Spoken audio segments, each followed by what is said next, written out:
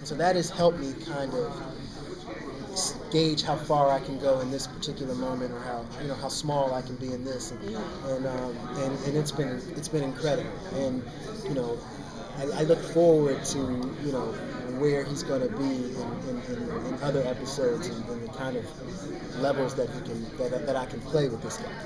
What journey in the pilot? It looks like there's quite a scope for humour between between John and Dorian. Is that going to play out, or are you told to be a bit more serious? I think the humor plays nicely in the show without being forced. You read the script and you might go, huh. You know what I mean? That might be your reaction, and I think that's enough. It never feels sitcom-y. It never feels like it's a setup, like, ooh, this is a great one. It's more, usually the humor is inadvertent, or it's just the irony of the moment. Especially from John's perspective. It's like, wow, really? Yeah. You know what I mean? This is, really? Like, again, you're offended that I called you. You know what I mean? Detective Paul, played by Michael Irby, he constantly refers to me as Bob. And that is, to Dorian, that's the equivalent of certain terms that we don't say anymore in this day and age. Yeah, right. So it's like, you know what I mean? He has to kind of check himself. So, but the humor itself, like I said, I think we got a nice blend of that right now. But I think it's honest, it's truthful, and there is truth in jest. And I think that is what we're playing with right now. What do you think that Dorian will learn from John over the course of the series, and then also John learn from Dorian? Wow, good question. I think John will grow. I'm hoping that Dorian's hunger for humanity will cause John to understand that he's blessed, and what he has is special. And what I hope Dorian understands is, that everything human is not good, and sometimes being able to do what you're able to do. I don't think Dorian necessarily, because it's just like so natural, it's natural, but it's programmed in him to be able to figure out the pixels in this particular camera. Like, he could do all of that, and it's nothing to him. So he doesn't appreciate that, and I'm hoping he learns to appreciate some of that. And I think, based on what I've read so far, that's going to come. That's going to come, especially in the relationship between him and Rudy, played by Mackenzie. Their relationship is going to grow. We're going to start to understand those two a little bit more. Yeah, that's your character had a line in the pilot that I wrote down because it just struck me so interesting. But he said that I want to be a cop, and for an android to want something, which is something that is distinctly human, or at least you think it's distinctly human. Can you talk about how exploring the humanity through the eyes of this non-human, and how he might be in pursuit of a more recognized state of humanity? Is that something that you try to bring into the character? Or?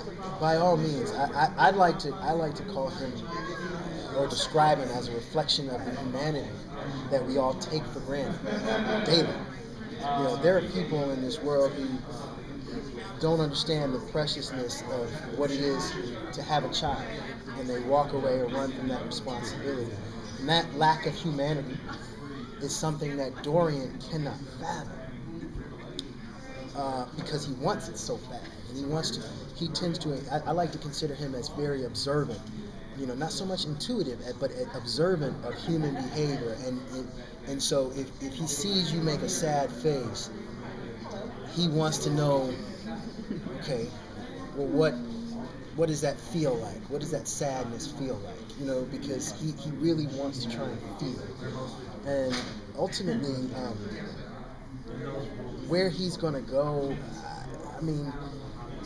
it still remains to be seen, but I feel like his humanity, or his desire to embrace humanity, I think that sets him apart from other machines that we've seen in the past, and I think it's what's going to make it kind of gives a hopeful tone to the show. Oftentimes in futuristic shows or sci-fi shows, you see that man and machine don't coexist.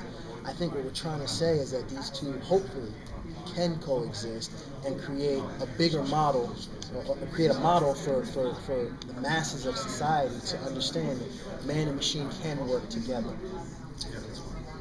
And that's Dorian would love it if there were more Dorians out there.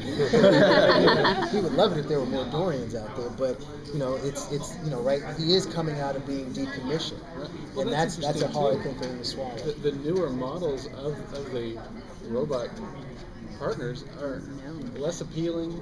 They're more robotic. I mean, I hope that they look at you as you've been recommissioned and say, we need to get back to this model. That'd be cool, wouldn't it?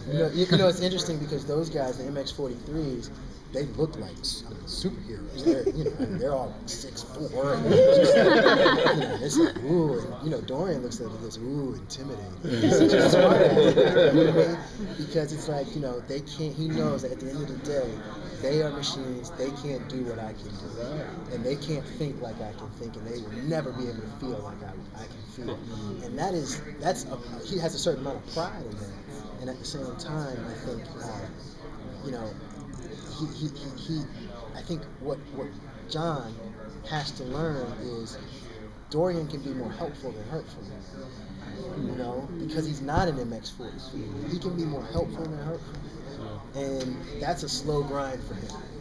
That's a slow grind for him. Thanks. So we'll see how it goes. Thank you. Thank you very much, Michael. Good luck.